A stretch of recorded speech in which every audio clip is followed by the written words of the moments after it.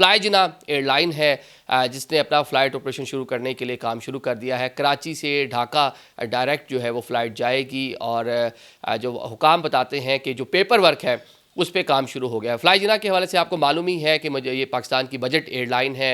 Express TV channel, lux जो एक साबुन आप देखते हैं इस्तेमाल करते हैं, कोलगेट, सारी ये वो कंपनी है जनाब।